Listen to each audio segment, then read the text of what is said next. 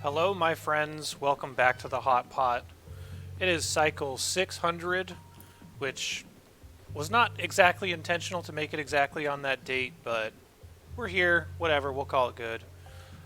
Basic resource check. You may notice that I did take on another duplicant, and you might also notice that there are no morbs here and there's no morbs here. That's because we finally got our electrolyzers up.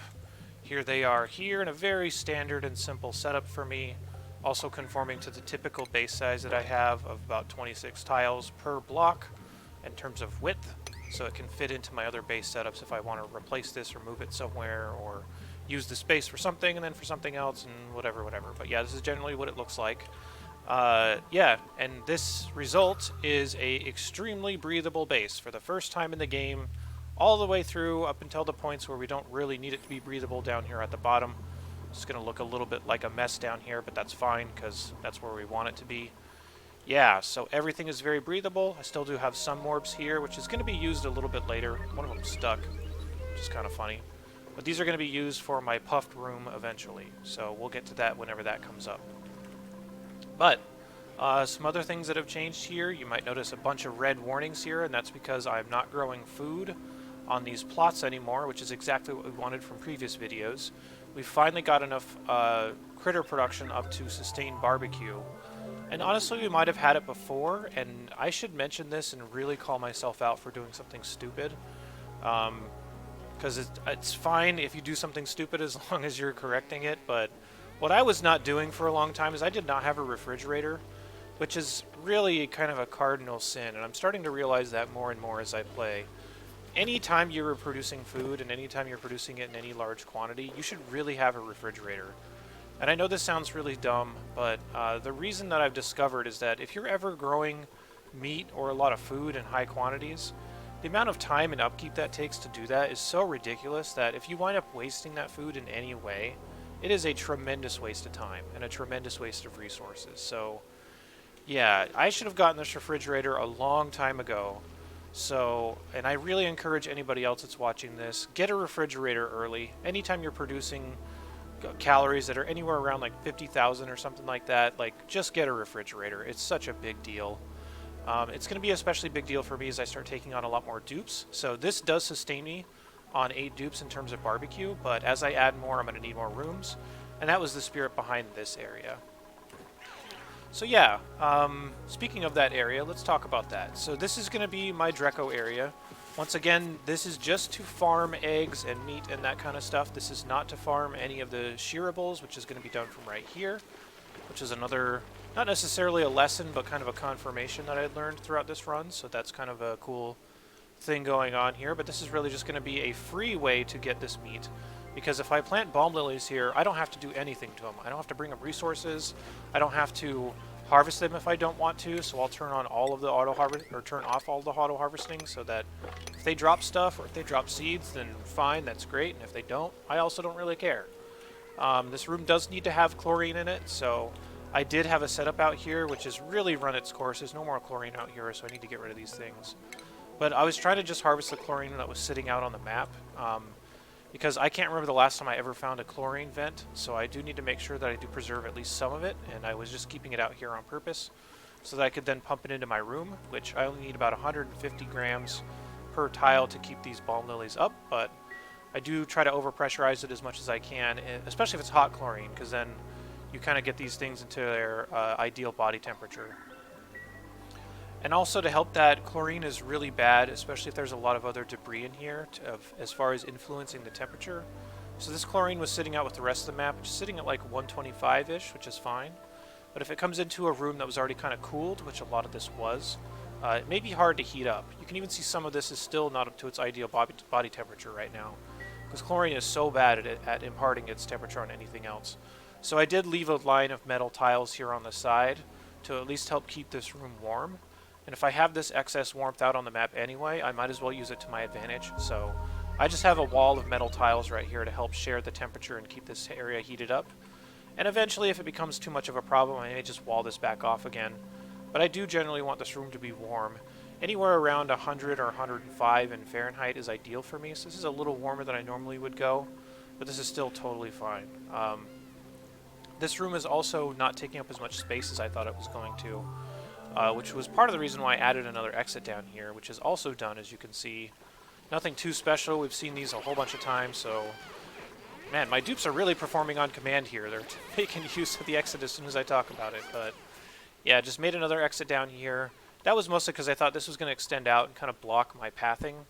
But either way, it didn't really cause a problem. So this is kind of just scrunched into this corner right here, and this is going to be good enough. This is about what I want it to do.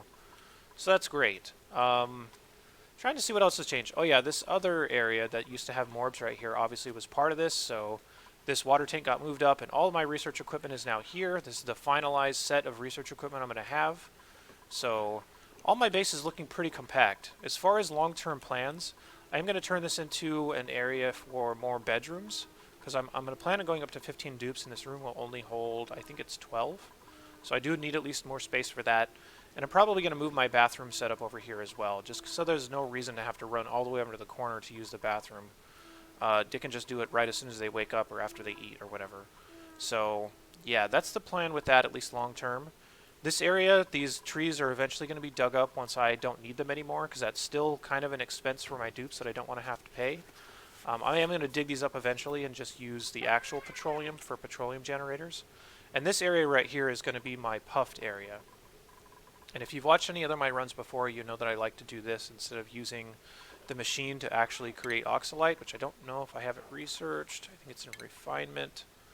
I don't think I do. And if I'm in the wrong menu, then please tell me. I'm a dummy down in the comments. But this is going to be my room to ranch puffs, and that's mostly to get the dense puffs, which I will be keeping right here eventually. The dense puffs are for oxalite, which is for rocket fuel, which I don't have to pay gold for, considering especially on this map it is ridiculously rare. So I'd rather do that instead. So this base eventually is going to look like a nice compact area of like ranching here, ranching here, ranching here, rooms and stuff here, hot rooms and any operatables here. Very, very, very compact and very dense, which is perfect for this map. So I feel very confident that we're going to have a really cool setup by the end of this. Once we add the rest of these rooms and these temporary rooms and this junk and all this stuff is really repurposed for what I actually want it to do. So I'm getting pretty excited. I can see a path to victory here, which is pretty fun to see. I think I'm going to talk about a couple of other things, which are basically what I'm going to be doing next. And that's going to be it. These videos are going to get a little bit shorter as we get closer to the end. So what's going to be happening next is I'm going to be capturing this area, which you can see me mining out right now already. This is partially for the igneous rock, but also partially for the lead.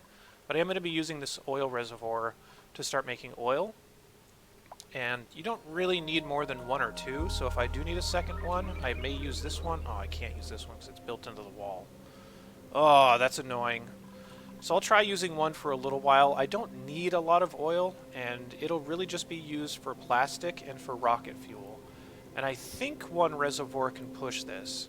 I usually will play on maps where I've had a huge deposit of oil down at the bottom of the map, or I've played on maps in which I've had 2 oil wells, but I've been using it a lot more aggressively than I plan on using it for this map, so I don't know if this is actually going to be enough. That's really obnoxious that this is built into the wall. Why would you do that? Ugh. So if it becomes a problem, I may also just harvest the oil from somewhere else, maybe like right here, because it's still pretty close to my base, and especially close to my water. So maybe I'll have 2 different areas for it, I'm not sure. But that's going to be the plan for the oil long term. That's going to be for plastic, for transit tubes, and for rocket fuel in the long term. Not so much for power, because I should have enough power sources. I'm going to be entering space after that, once I start getting my transit tubes up. Entrance is probably going to be somewhere around here, which means my rocket silo is probably going to be somewhere around here. I don't know how much I'm going to need to harvest solar energy, so if I can get away with not using it, then I'm probably going to do that this game. We'll see. I may also capture this volcano, which I've alluded to a couple of times, but my power's been totally fine. But this vent is so strong. I have this using power not super aggressively, but it does turn on earlier than most of my other power sources. And even still, I have a silly amount of hydrogen in here. It's almost halfway pressurized. This has been dormant for just a little bit, but even still, I don't expect to run out of hydrogen. The transit tubes are going to use up quite a bit of power, so I'm going to have to just gauge that and see if I really do need more. But even now, just at a glance, you can see how everything is idling. You can see how my natural gas is even over-pressurized, and this was not on purpose, but I have more than enough that I need, that I get from this one natural gas geyser, so power is not really a concern for me right now, so we'll have to see. But yeah, transit tubes, entering space, grabbing oil, that's all going to be stuff for future videos, so like I've been saying, the next part should be uploaded along with this, so if you want to check it out, click on it right there. It should be available, at least I hope it is, or I hope it's being shown in the right order. If you have any comments or anything to notify me about, or if you have any questions, please drop them down in the comment section. I'll see you guys in the next video. Have a good one.